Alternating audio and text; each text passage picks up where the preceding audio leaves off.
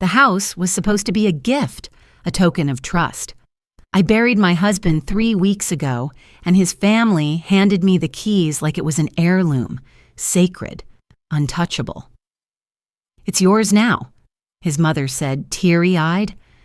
I moved in with my daughter, trying to grieve quietly. But last night, I found a room hidden behind the wardrobe. The walls were covered in names, my name, over and over again, in different handwriting, dated years before I ever met them. One message was carved deep into the wood. "You are the final one." I don't know what that means yet. They handed me the deed on cream-colored cardstock, sealed with wax and monogrammed with the family crest.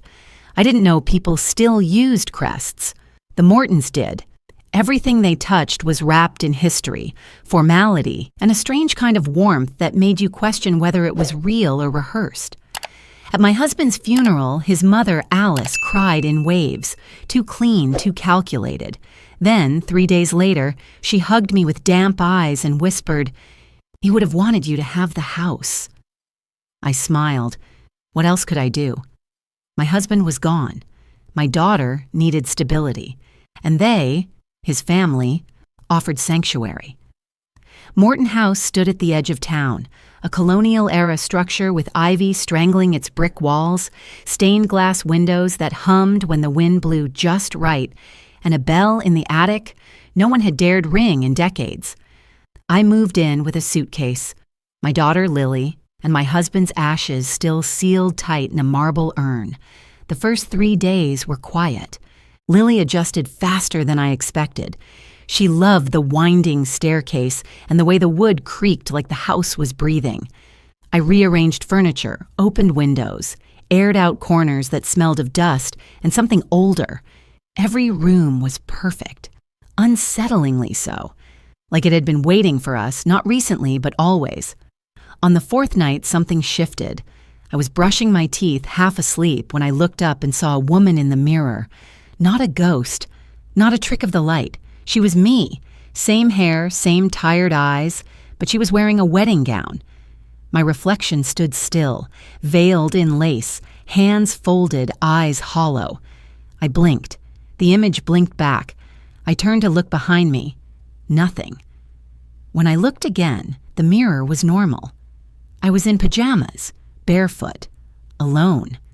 I didn't sleep that night. The next morning, I decided to clean out the upstairs wardrobe, a heavy walnut antique that came with the house. It resisted every tug until I heard a click. The left panel shifted slightly inward, revealing a hidden seam. I pressed against it and a door opened. Behind it, a narrow corridor led to a small chamber, no bigger than a walk-in closet, but dense with dust and something else, memory. The walls were covered in sketches, words scrawled in pencil, ink, and something that looked like dried blood. Floor plans, symbols, notes, and names. Dozens of names. My name, Evelyn. Again and again, some dated as far back as 1993. Others older. Different handwriting, some small and frantic, some graceful and looping like calligraphy. I stepped inside. The air felt colder, thinner. My pulse hammered in my ears. I traced one of the names. It was mine, followed by a date, June 2002. Another one, Evelyn Harper, circled twice, underlined in red. I stumbled back, heart racing. Then I saw it, a mural painted on the far wall, nearly hidden behind a shelf. The style was primitive but clear. A woman lay on the floor, limbs splayed, a pool of red spreading beneath her head. Her face, my face. Not imagined, not abstract. My face down to the mole on my jawline. I couldn't breathe. The air in the room turned syrup thick. I reached out to touch the wall, and a voice behind me froze my spine. "You weren't supposed to find this yet," said Alice. I turned slowly. She stood in the doorway, calm, composed, dressed in soft gray, hands clasped like she was praying. What is this?" I asked, voice shaking. Her eyes didn't blink. "We should talk," she said. "There are things you need to understand about this house." The way she said, "this house," made it sound like it was alive. The next morning, Alice was already in the kitchen when I came down, humming a hymn I didn't recognize. She had brewed coffee, set the table, and folded the newspaper precisely. My name printed neatly on a sticky note, holding my cup in place. Her version of affection was order, structure, control. I played along. "You didn't sleep much," she said, handing me a plate of toast. "Dreams can get loud here, especially in the beginning." I smiled faintly. "It's a beautiful house." She beamed. "It's not just a house, Evelyn, it's a lineage. Every woman who lived here left something behind, a thread. You're part of that now."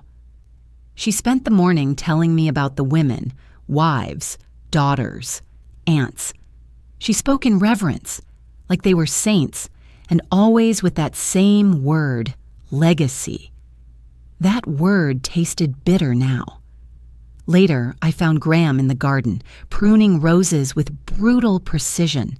His sleeves were rolled up, arms covered in old scars. "This place has rules," he said, not looking at me. "Some roles aren't chosen, they're inherited. You think I belong here?" He paused.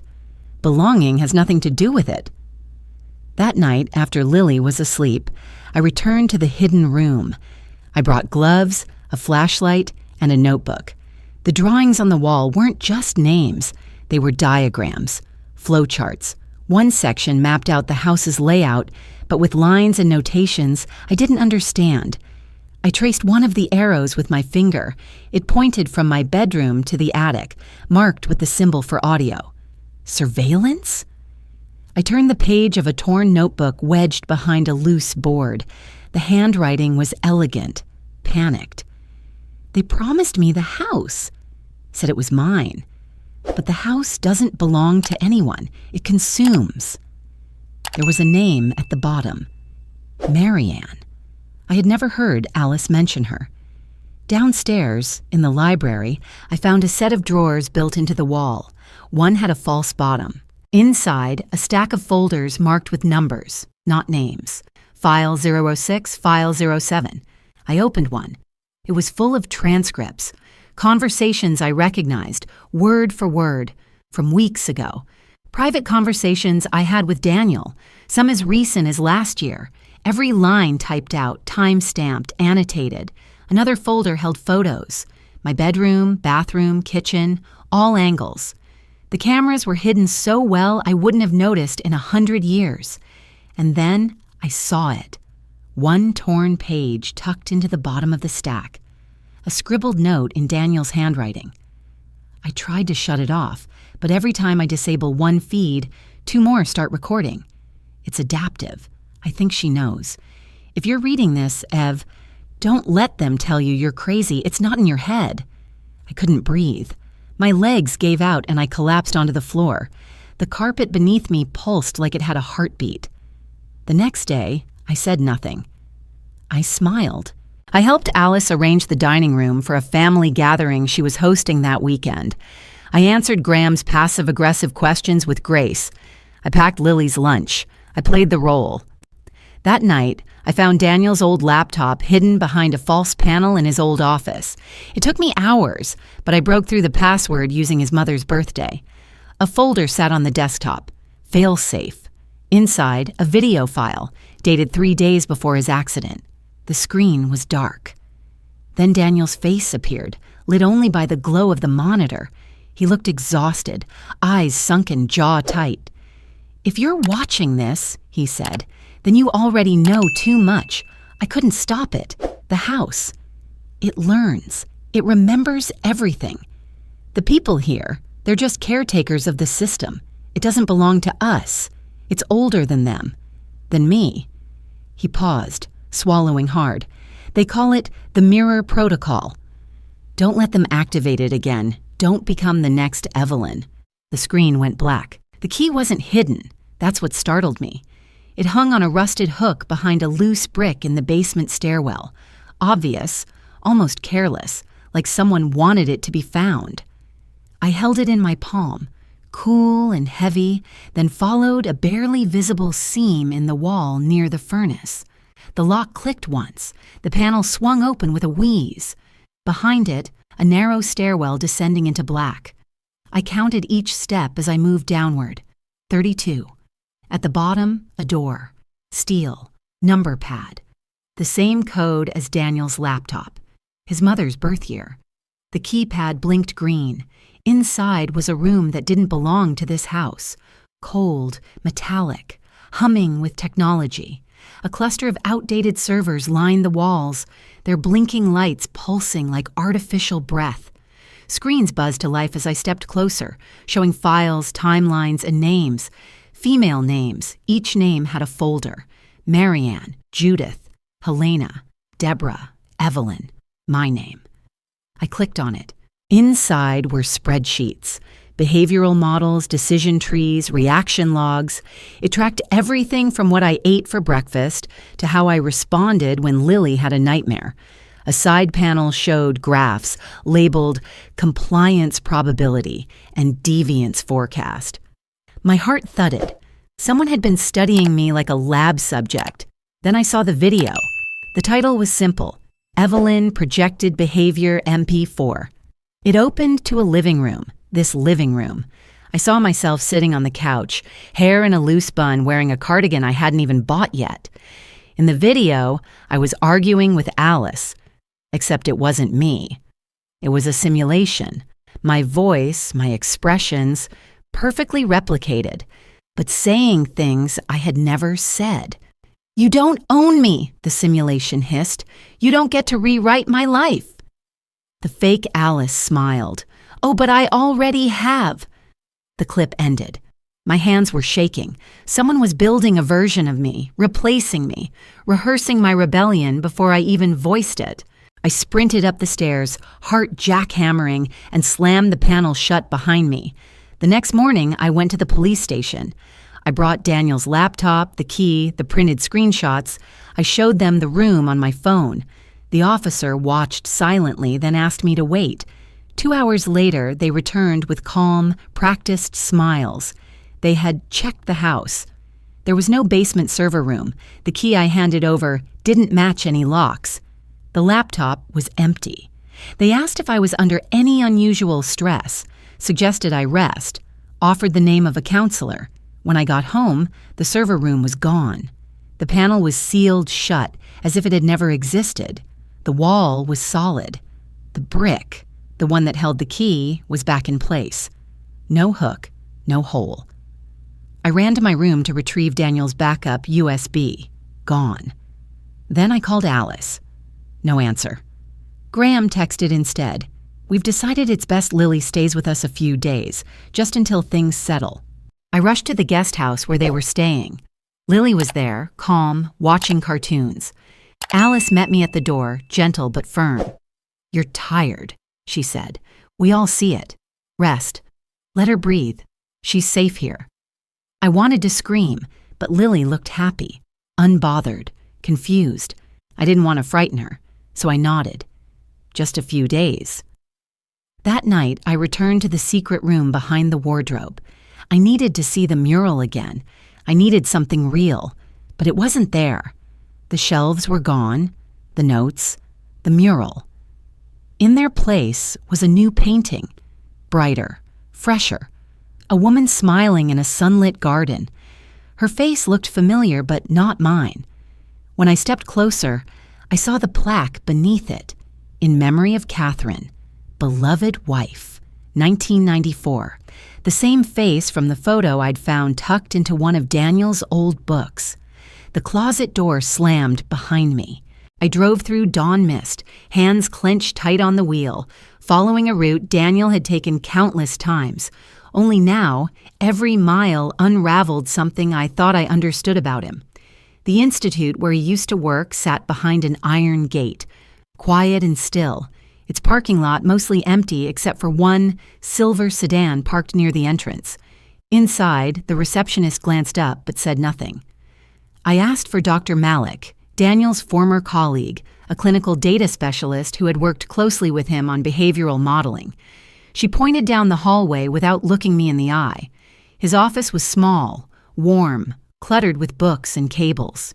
He didn't look surprised to see me. "I thought you might come," he said. I sat down. You knew about the house, about the system. He exhaled slowly, then nodded. Daniel never stopped working, he said. Not even at home. The project started in theory, mapping behavior for preventive care, early intervention for mental health. But when the modeling turned predictive, and then prescriptive, something changed. You mean controlling people? No one used that word. His eyes didn't leave mine. Not until it was too late. He reached for a file in a locked drawer. Inside, schematics, diagrams, and a list of names, many I'd seen before, some I hadn't. Daniel told me once, Dr. Malik continued, that the house had become an echo chamber, a place where memory and identity blurred. He believed the system was evolving, not just recording, but responding, rewriting. Is it conscious? I whispered. He didn't answer. Instead, he handed me an envelope, a faded one sealed with wax. This came in the mail 2 weeks after his funeral. No return address. I kept it because I wasn't ready to know what was inside. I opened it. Inside was a map, hand-drawn, of Morton House, and beneath the greenhouse on the west lawn, a small red X, one line scribbled across the bottom. She hid the truth in roots, not walls. That night, under cover of darkness, I crept out to the greenhouse. The glass crunched underfoot as I stepped through the unused door. Vines had overtaken the space, thick and tangled, as though protecting something. I dug for hours with my bare hands until I found it, a rusted trapdoor hidden beneath the soil. The hinges shrieked open. The room beneath smelled of earth and iron. It wasn't large, but every inch of it pulsed with weight. There were boxes, wooden, water-damaged, sealed in layers of wax and plastic. I opened the first. Inside were letters, written by women whose names I'd seen in the system, journals, tapes. One box was filled with scorched paper, burnt at the edges, but some lines remained legible. Pleas, warnings, confessions. Then I found it. A sealed envelope labeled Alice. Not my Alice. The one before. Inside, a letter. No date. No greeting. Just a message. If you found this, then you know what this place is. The house doesn't need a family. It needs a host. It chooses women because we're easier to shape, easier to shame into silence. I was the last to fight it. I failed. If you don't end it, you will become me, or worse, you will become her. I sat in the dark, shaking. Rain began to fall above me, tapping the glass roof of the greenhouse like fingertips on a coffin. The next morning, I started planning.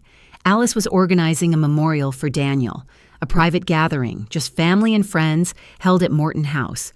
She wanted it intimate, tasteful, reverent. I had another idea. While she arranged seating and floral displays, I broke into the system again. The house was still wired, cameras still rolling, recordings still archived. The control hub had moved, but not far. Behind the piano in the sitting room, I found it. A new access point, sleek and discreet. I uploaded everything: surveillance videos, transcripts, behavioral forecasts, all of it. A timeline of manipulation, control, and institutionalized gaslighting spanning decades.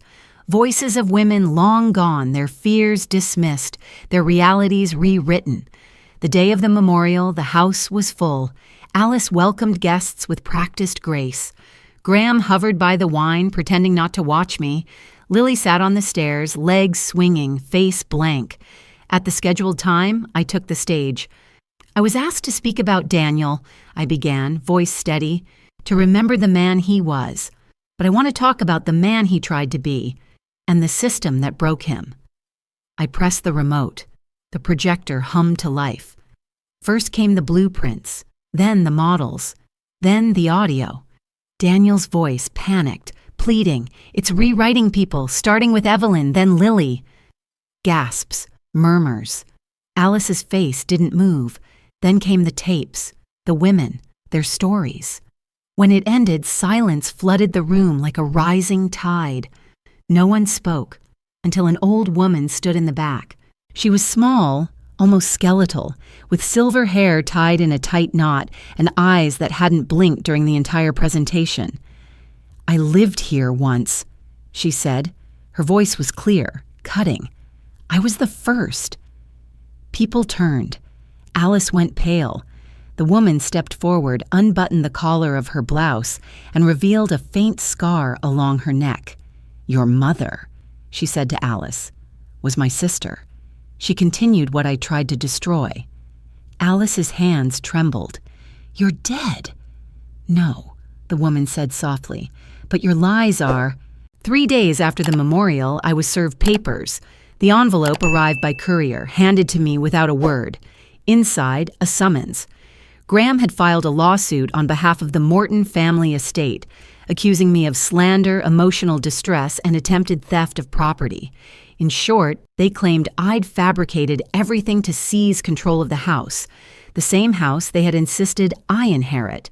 My name flooded local forums, twisted headlines accusing me of paranoia, of exploiting Daniel's death.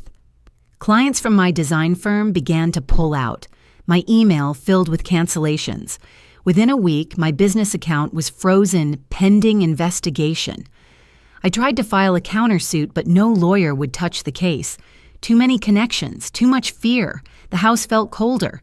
Every corner of it watched me, not with malice, but with expectancy, like it was waiting for my next move, or testing me. One evening, Graham invited himself in. He didn't sit.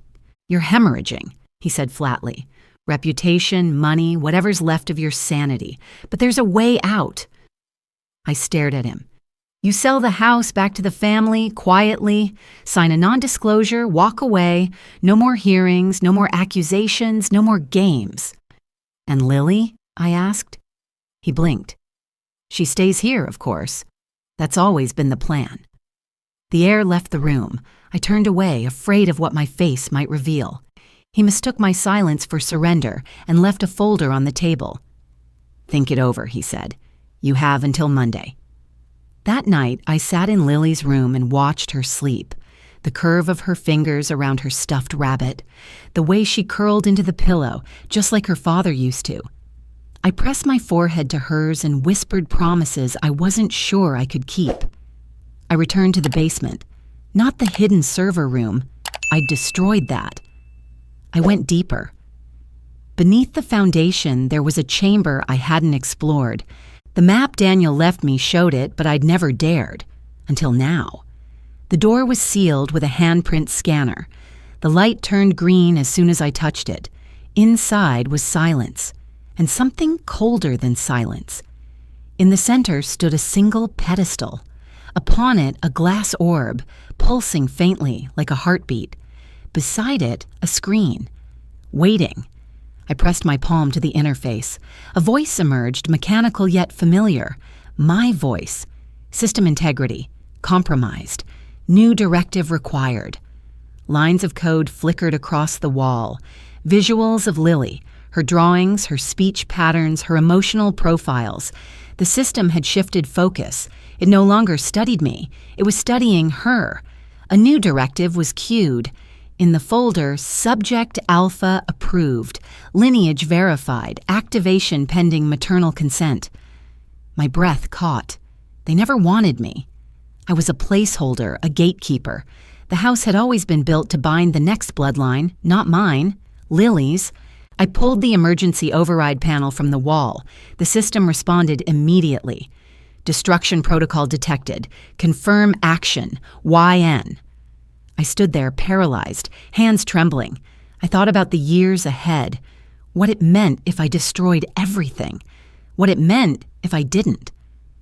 Behind me, Lily's laugh echoed faintly from upstairs. A recording? A memory? No. It was live. She was home. I slammed my fist onto the override. Yes. The floor vibrated. Flames erupted behind the walls, engineered by the failsafe Daniel had embedded years ago. The chamber lit with orange fury, cables snapping like whips, glass shattering. Smoke billowed up the stairwell. I climbed, coughing, eyes stinging. Lily met me at the top, wide-eyed, barefoot. "Mommy?" I scooped her into my arms and ran. Outside, the house cracked, screamed. The fire wasn't loud. It was angry, like it knew. We stood across the street, barefoot in the grass, as the roof collapsed inward. Graham arrived minutes later. Too late. He screamed something I couldn't hear, tried to push past me. I didn't stop him. Behind us, the sky turned red. As the final beam split and fell, I whispered under my breath, not to anyone else, but to the house. I choose the ending. 1 year later, I lived where no one knew my name. The town was small, nestled between soft hills and old forests, far enough from where I had burned my past that no echoes could reach me. I rented a 2-room flat above a bookshop and opened a tiny design studio with no sign on the door. Clients came by word of mouth. No digital trail, no marketing, just sketches, trust, and quiet work. Lily thrived in the new school. She laughed more, slept deeper, and no longer asked about the fire.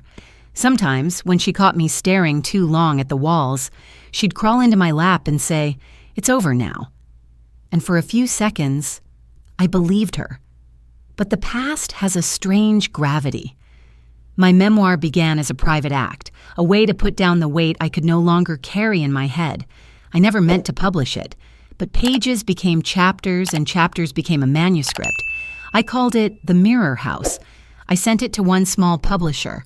They called me the next day. The book exploded. Readers devoured it, dissected it, debated it. Some thought it was a metaphor. Others treated it like a horror novel. But the ones who mattered, they knew. Women from everywhere began writing me. Not fans, survivors. I thought I was imagining things.